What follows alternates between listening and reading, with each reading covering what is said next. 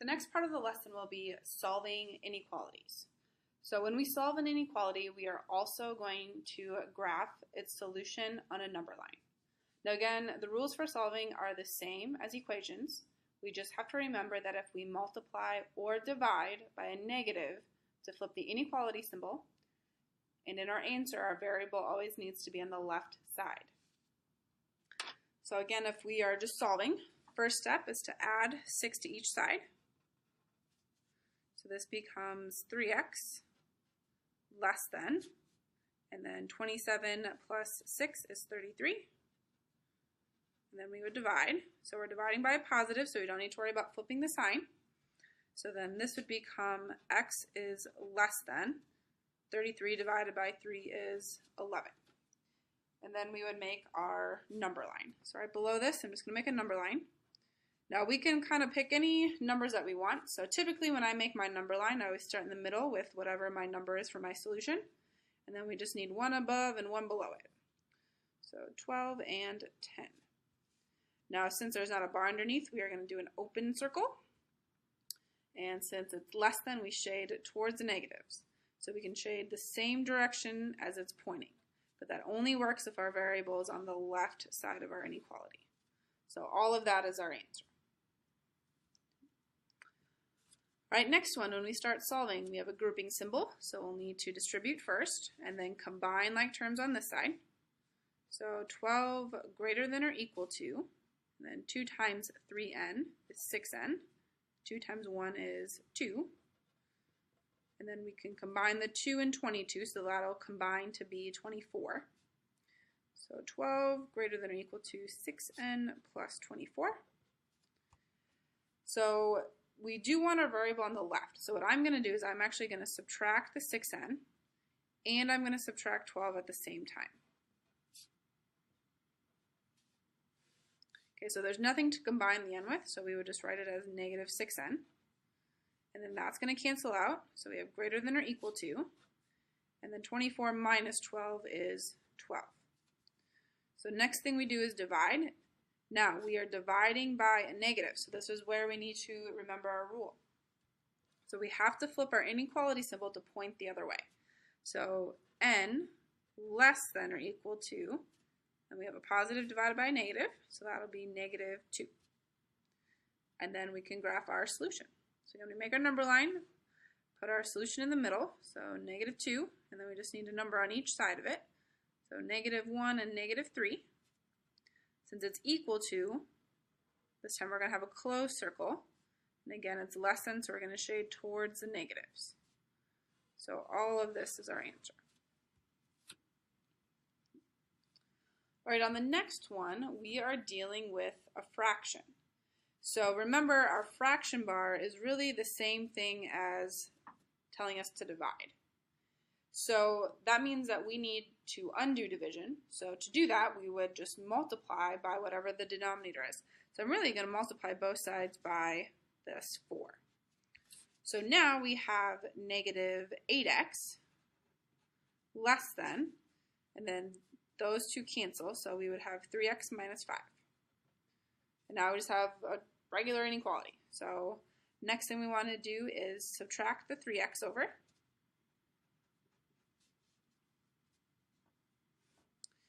So that gives us negative 11x less than negative 5. So again, now we divide, and we're dividing by a negative again. So that means that we need to flip our inequality symbol. So x greater than, and then we would simplify our fraction because it's not going to divide nicely. So this becomes positive 5/11. Now when we do our number line, again, we really just need 3 numbers. So I'm going to put my 5/11 in the middle. Well, 5/11 we should know is less than 1. So 1 would be bigger than this, so I'm just going to pick 1. And you can really pick anything you want. If you wanted to pick 2 or 3, that's fine. And then we should know that 0 is going to be less than that, so I'm just going to pick 0 to make it easy. If you wanted, you could have also have chosen 6/11 and 4/11 to make it easy or consistent. So it doesn't really matter as long as this one's in the middle. We're going to have an open circle, and then we are shading to the positives because it's our greater than symbol. So again, when we're doing this, make sure you're not changing your fractions to decimals. You have to leave them as fractions.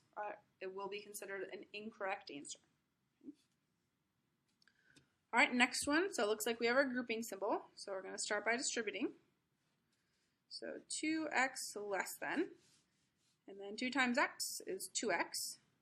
2 times 1 is 2, and then we need to combine like terms here. So 2x is less than 2x plus 5. And then we need to subtract our 2x. Now when I'm looking at this here, 2x minus 2x, those cancel each other out. So this is really 0, less than. And then we also have 0 here, so that cancels out, and we're left with 5. Well, if this situation happens, that means that we're going to have one of 2 answers. It's either going to be infinitely many or no solution. And that's going to be based on whether this is a true or false statement. So we have to decide, is 0 less than 5? Yes. So since this is a true statement, that means that our answer is going to be infinitely many, and we're going to represent that with this little figure 8, sideways figure 8. So infinitely many solutions.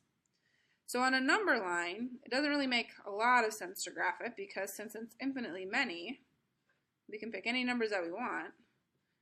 There's not going to be any open circles or closed circles, just everything would be shaded if we had to graph it. So this would be our final answer for that. Now if this is a false statement, then it would be a no solution answer. So we have to make sure we're paying attention to that. All right, next one. So again, looks like we have to start by distributing. So 4x minus 12 plus 7 greater than or equal to 4x plus 1. So if we start solving, we want to combine here first. So 4x minus 5 greater than or equal to 4x plus 1. So again, I can subtract my 4x to each side, and we can add 5 at the same time. Looks like that cancels, and that cancels, so that means that we have 0 on this side again. And that's going to cancel. 1 plus 5 is 6.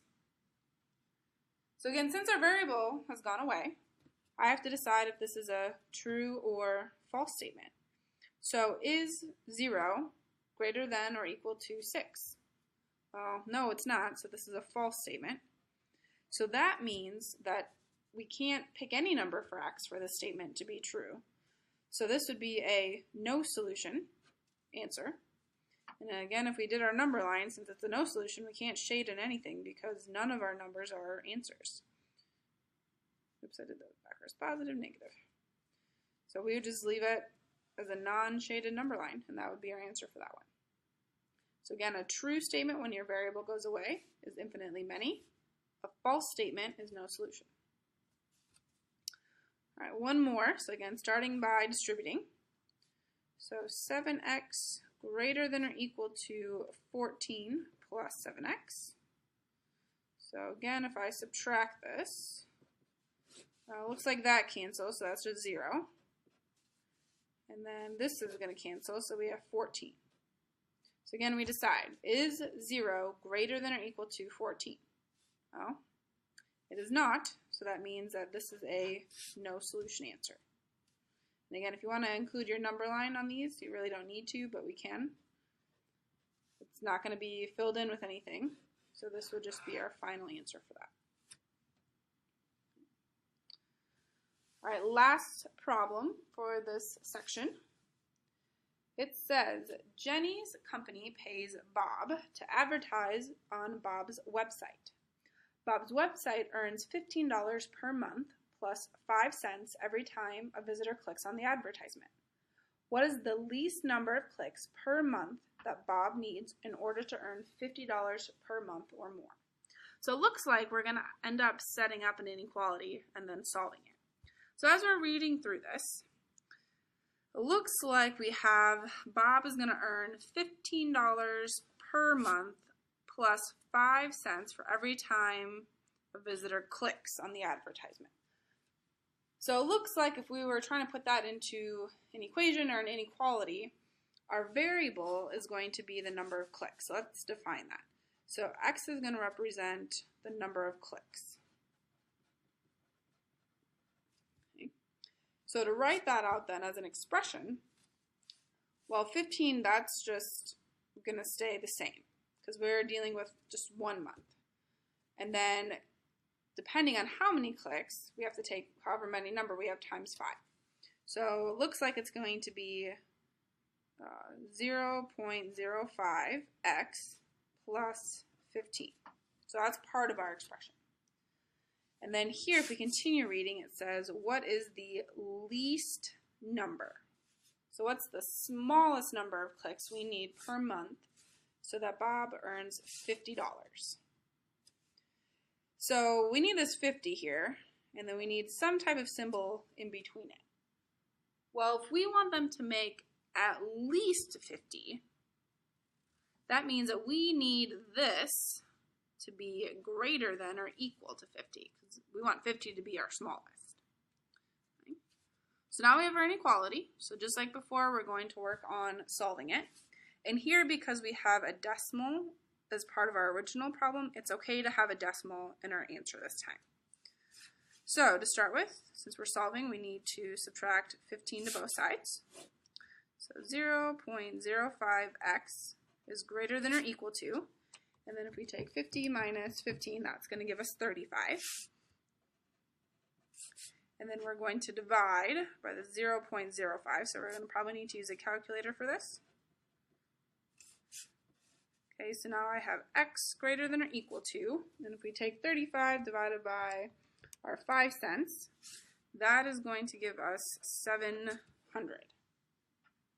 So what this means is we need at least 700 clicks on an advertisement for Bob to make at least $50 or more per month.